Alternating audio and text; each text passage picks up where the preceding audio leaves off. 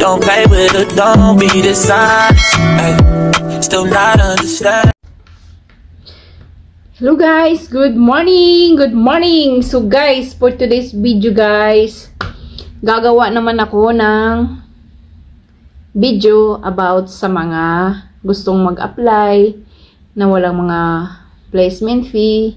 Ito po i-share ko lang po, baka merong hindi nakaalam sa mga gustong mag-apply, mga first timer, lalo na first timer, hindi nyo alam kung saan kayo pwedeng manghiram na mga pang placement nyo. So, ito guys ay hindi ko siya talaga na maganda. Pero kung no choice talaga kayo, makatulong talaga to sa inyo. So, sa hindi ko pa umpisahan yung aking video guys, baka naman, paki-hit naman dyan guys yung bell notification sa baba para naman ma-notify ka kung meron akong bagong video. Kasi, nagbibigay ako dito ng mga tips guys, mga gusto nyo malaman sa Taiwan at saka sa Hungary. So, itong video na to guys, ay pag-uusapan po natin yung about sa placement fee, yung pang placement nyo po. So, yung gastos nyo po sa pag-a-apply. Kung kayo po ay first timer at gustong-gusto yung mag-apply tapos wala kayong pangbayad na pang-placement, wag nyo na po yung problemahin guys. Kasi dati sa panahon ko at saka sa ngayon, napakadali na lang pong makahanap ng pang-placement fee pagdating sa pangbayad nyo sa papuntang Taiwan or sa kung saan mang lugar yan. Kasi sa panahon namin dati guys, way back 2003 ako unang nag-abroad eh. 23 years old ako nag-start mag-abroad. Yung mga paghanap ng pang-placement napakahirap. Kailangan mo pang kapalan yung mukha mo, mangungutang ka sa mga kamag-anak mo, tapos makarinig ka ng mga hindi magagandang salita. Tapos, kung makahiram ka man, syempre, utang na loob mo pa rin yun. Kahit makabayad ka man dyan sa kamag-anak mo, kahit may tubo pa yan, utang loob mo pa rin yan. At hindi yan maiiwasan na may masasabi at may masasabi pa rin yan sa atin kahit kamag-anak yan.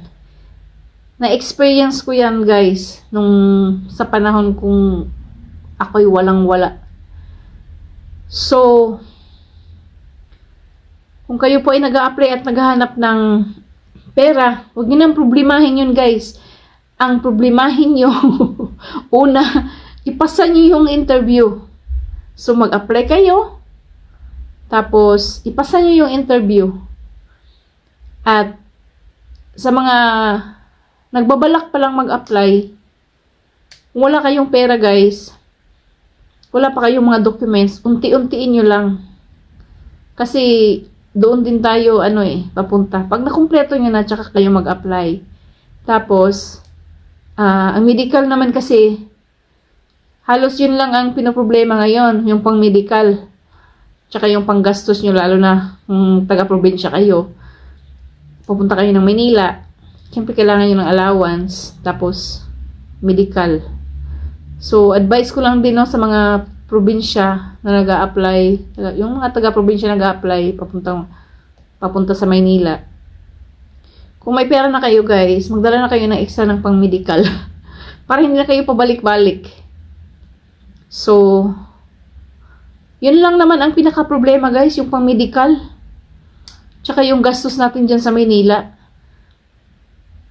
Pero pagdating sa pang placement guys, marami nang pwedeng pagkuhanan ng placement fee. Meron ng lending. So marami ng lending ngayon guys. Yung agency na in-applyan nyo, meron silang partner na mga lendinganan na pwedeng nagpahiram ng pera para doon kayo manghiram para pang placement sa agency. So contact din nila yun. So madali na lang. Hindi ka guys sa amin dati na pahirapan talaga. Magpakapal ka ng mukha mo, manghiram sa mga kapitbahay mo. At yung lending pa dati, meron namang lending dati guys. Kaso kailangan ng kumaker. Dalawa. Sino ba namang magkukumaker sa atin, di ba? Walang masyadong magtitiwala. Lalo na mahirap lang tayo, wala. Kahit ka mag-anak mo pa yan guys, ang hirap lapitan. So, kung tanungin niyo ako kung saan yung maganda, manghiram sa kamag-anak o manghiram sa lending. Kung ako guys, choice ko,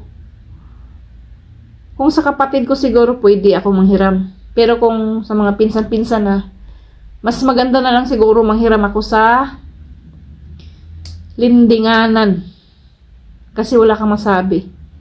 Kasi kung kapatid mo naman, wala namang problema kasi kapatid mo yan eh. Pero kung doon ka na sa mga pinsan mo, mga kamag-anak mo pa, wag na. Advice ko lang sa lending na. Kasi, wala ka nang marinig na mga hindi maganda. Diba? Kasi pag sa kamag-anak ka, sasabihin pa yan na hindi yan nakaalis kung wala yung pera ko. Diba? Nag-abroad lang. Alam mo yung mga ganong mga salita? Nag-abroad lang, nakalimot na, nag-abroad. Hindi naman sa nakalimot. Hindi, talaga lang talagang may kanya-kanya lang din tayong pangangailangan, na unahin natin. Oo, although nakatulong kayo, pero binayaran naman yun. Oo, utang na loob yun. Hindi naman tayo makalimot sa utang na loob. Pero yun nga yung iniiwasan natin guys, na sumbatan ka or may marinig kang hindi maganda. Kaya ako, ma-advise ko sa inyo, mas maganda na lang yung lending guys. Kasi sa lending kasi, ang pinoproblema mo lang yung pangbayad lang mo lang ng lending eh. Pagkatapos mong bayaran yung lending, wala ka nang marinig dyan. Basta ayusin mo lang pagbayad mo sa lending. So, yun, wag mo nang problemahin yun guys. Kung mayroong mga gusto mag-apply na walang pera pang placement, kung pang placement lang, andyan na si lending. Madali lang bang kumuha ng sa lending? Madali lang guys. Once makapasa ka sa interview, tapos nagpirma ka na ng kontrata, yung kontrata mo, yung iba mong documents, yun ang ipakita mo doon sa lendinganan. Tapos, i-release nila yung pera pag may visa ka na. May flight details ka na. Yun. Kaya, kung wala kang pera pang medical, hiram ka muna ng pang medical. Tapos, sabihin mo yung gusto mong bayaran before ka umalis ng Taiwan. Doon mo kuhanin sa lending mo. Kung talagang gusto mo siyang bayaran. So, madali na lang guys. Hindi kagaya dati talaga napahirapan. Maraming lending sa Taiwan na maraming lending sa Maynila na nagpapautang. Tapos, ang bayaran nun guys, doon sa Taiwan, meron tayong 7-Eleven doon. Tapos, ano ba yung, kalimutan ko na yung ibang tindahan na pwede kang doon, magbayad. Basta kasi through barcode lang din naman. At saka yung mga lendinganan dyan sa Manila guys, meron yung mga office doon sa Taiwan. Kaya kung hindi ka makababayad sa lending mo, yung mga nandoon sa Taiwan ang maningil sa iyo. So yun. So, mag-apply na kayo guys. Huwag nyo nang problemahin yung pang placement kasi marami namang marami nang lendinganan na papautang pang placement. Kasi dati hirap talaga. Kahit maglending ka, napakahirap kasi napakadaming documents. Tapos kailangan mo pa ng yung checkbook. Kasi kailangan mo ng kumikir, kailangan mo ng open account. Ngayon wala na. Wala nang kumikir, wala. Kontrata lang, tapos may visa ka, flight ticket ka, release ang pera. So, yun. So, madali na lang. Yung mga lendinganan, guys, ay pagka pasa mo sa interview, yung pangalan nyo, i-forward yan ng mga, yung mga agent, yung mga contact dyan sa agency. Magulat ka na lang, bakit ang dami nag-contact sa akin? Di ba kasi yung mga resume natin, mga biodata natin, may mga contact number yan. So yung mga contact dyan sa agency, ipo-forward nila yan sa mga agent kasi may mga commission din sila dyan.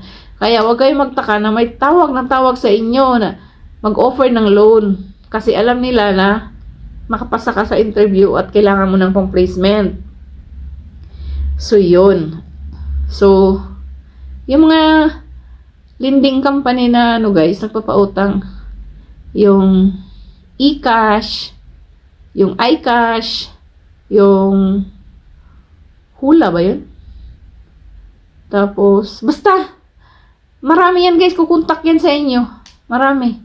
Asia Link, maraming mga lendinganan na nagpapautang, papuntang Taiwan. Basta may kontrata kayo guys. Basta ang release niyan before kayo aalis. Yung lending na yan guys, wag niyong asahan sa na makakuha kaagad kayo for medical. Kasi i-release lang yan pag may visa na kayo at saka may plane ticket. Kahit may kontrata kayo, hindi pa yan i-release. Ano lang yan, visa ang hinihintay niyan at saka yung plane ticket. Yung flight details, ganyan. Pero pag kontrata pa lang, hindi. Pag hawak mong kontrata, pwede ka na mag-apply. So, yun lang. Sana nakatulong tong video na to, no? So, maraming lendinganan, guys, na pwedeng applyan. Kaya, nagkalat lang yan dyan sa mga agency, o-offer yan. Tsaka yung mga agency na yan, guys, ano yan, pag naka-apply kayo, sabi nun, mag-cash ka ba o mag-lending? Meron kami i-offer sa inyo na lending ito. Ibigay nila, sila magbigay sa inyo ng i-endorse kayo doon sa nila, contact nila. So, yun. So, sana nakatulong to, no? Sa mga gusto mag-apply, mga first timer, na walang pang placement. Huwag nyo nang problemahin yun.